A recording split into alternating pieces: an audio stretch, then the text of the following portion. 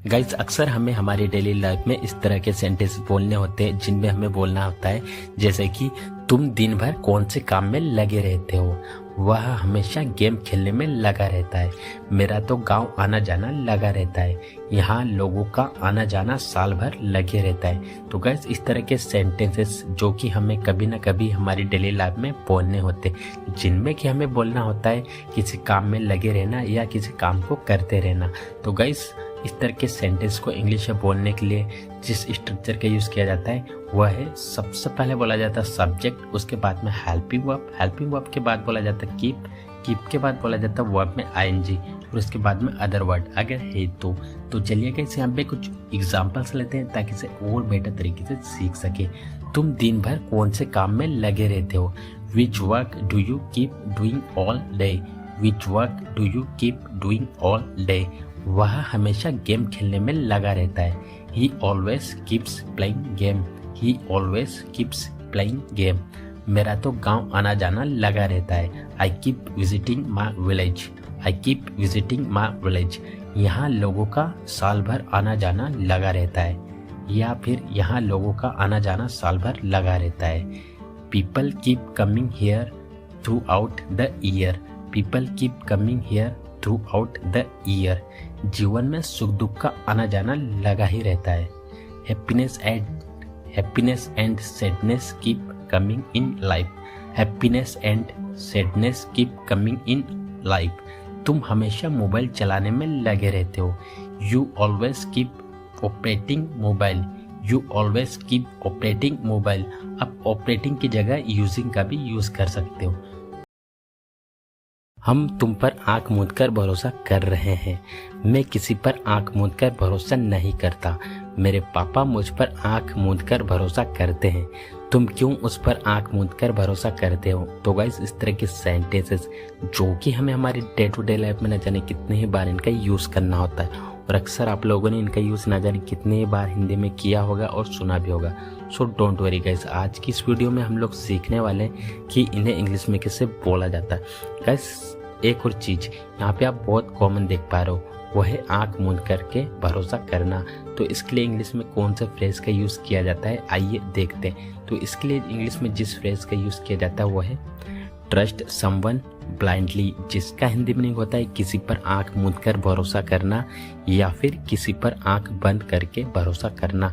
तो आइए यहाँ पे इसको यूज़ करने का कंप्लीट रूल जान लेते हैं। तो सबसे पहले बोला जाता है सब्जेक्ट, उसके बाद में हेल्पिंग वर्ब के बाद बोला जाता है ट्रस्ट के बाद बोला जाता है ऑब्जेक्ट नाउन या फिर प्रोनाउन प्लस ब्लाइंडली। एक और बात गाइस, यहाँ पे जो आप ट्रस्ट देख रहे हो ये एज अ मैन वर्ब की तरह यहाँ काम करेगा, जैसा हमारा टेंस होगा वैसे ही इसकी फॉर्म चेंज होती जाएगी। तो आइए यहाँ पे कुछ एग्जांपल्स लेते हैं ताकि इसे और बेटर तरीके से सीख सके। हम तुम पर आंख मूंद कर भरोसा कर रहे हैं, इसलिए हमें धोखा देने के बारे में सोचना भी मत।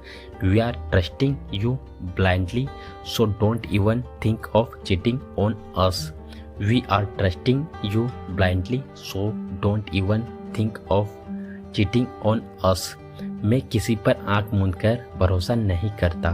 आई don't trust anyone blindly, I don't trust anyone blindly, मेरे पापा मुझ पर आंख मूंद कर भरोसा करते हैं। My father trusts me blindly, my father trusts me blindly, तुम क्यों उस पर आंख मूंद कर भरोसा करते हो। Why do you trust her blindly, why do you trust her blindly, उसने हमेशा तुम पर आंख मूंद कर भरोसा किया। She always trusted you blindly, she always trusted you blindly, तुम यहाँ किस हक से आए हो, तुमने किस हक से उसे थप्पड़ मारा, वह किस हक से यहाँ आया, तुम किस हक से उनसे बात करते हो। तो गैस जैसे कि आप यहाँ पर देख पा रहे हो यहाँ पर एक चीज़ जो कि बहुत कॉमन है किस हक से, तो इसको इंग्लिश में बोलने के लिए कौन से स्ट्रक्चर का यूज़ किया जाता है तो आइए देखते हैं। तो गैस इसके लिए जो स्ट्रक्चर का यूज़ किया जाता है जो फ्रेज है वह है फॉर व्हाट राइट, जिसका हिंदी मीनिंग होता है किस हक से या फिर किस अधिकार से। दोनों का एक ही मतलब होता है, बस कहने का फर्क होता है। तो आइए इसको यूज़ करने का कंप्लीट रूल जान लेते हैं। तो सबसे पहले बोला जाता है for what right plus helping verb plus subject plus man verb plus object. अगर आप राइटिंग कर रहे हो तो उसके बाद में क्वेश्चन मार्क लगाओगे ऑब्जेक्ट के बाद में। तो चलिए यहाँ पे कुछ एग्जांपल्स लेते हैं ताकि इसे और बेटर तरीके से सीख सके। उसने किस हक से मेरा लैपटॉप लिया, मतलब उसने किस अधिकार से मेरा लैपटॉप लिया। For what right did he take my laptop, for what right did he take my laptop. तुम यहाँ किस हक से आए हो, मतलब यहाँ पर तुम किस अधिकार से आओ। For what right have you come here, for what right have you come here, वह किस हक से तुम्हें डांट रही थी। For what right was she scolding you, for what right was she scolding you, तुम किस हक से उससे बात करोगे। For what right will you talk to her, for what right will you talk to her, तुमने किस हक से उसे थप्पड़ मारा। For what right did you slap her, for what right did you slap her, वह किस हक से तुमसे पैसे मांगता है, मतलब कि किस अधिकार से वह तुमसे पैसे मांगता है। For what right does he ask for money from you, for what right does he ask for money from you, वह किस हक से यहाँ आया। For what right did he come here, for what right did he come here, किससे पूछकर तुम मेरा मोबाइल चला रहे हो, किससे पूछकर तुम वहां गए, किससे पूछकर वह यहाँ आ रहा है, किससे पूछकर बैठे तुम यहाँ। गाइस इस तरह के सेंटेंसेस जब बोलने की बारी आती है तो काफ़ी लोग कंफ्यूज हो जाते हैं कि इन्हें इंग्लिश में कैसे बोला जाए। तो डोंट वरी गाइस, मैं आज आप लोगों को सिखाने वाला हूँ कि इन्हें इंग्लिश में कैसे बोला जाता है। तो गाइस इसे जो इंग्लिश में बोलने के लिए जो फ्रेज यूज़ किया जाता है वो है बाय आस्किंग हुम, जिसका हिंदी मीनिंग होता है किससे पूछकर या फिर किससे पूछकर।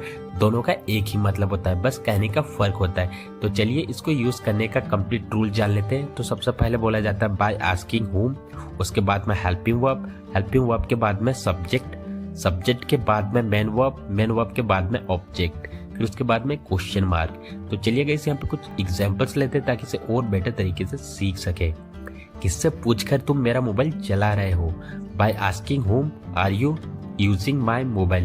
यहाँ यूजिंग की जगह आप ऑपरेटिंग का भी यूज कर सकते हो, दोनों का एक ही मतलब होता है। किससे पूछकर तुम वहां गए, by asking whom did you go there, by asking whom did you go there, किससे पूछकर वह यहाँ आ रहा है, by asking whom is he coming here, by asking whom is he coming here, किससे पूछकर बैठे तुम यहाँ, by asking whom did you sit here, by asking whom did you sit here, किससे पूछकर वह कक्षा में आया, by asking whom did he come to the class, by asking did he come to the class, किससे पूछकर तुमने पंखा चालू किया या चलाया, by asking whom did you switch on the fan, by asking did you switch on the fan, किससे पूछकर तुमने मेरा मोबाइल को हाथ लगाया, by asking whom did you touch my mobile, by asking whom did you touch my mobile, किससे पूछकर वह यहाँ आ रहा है,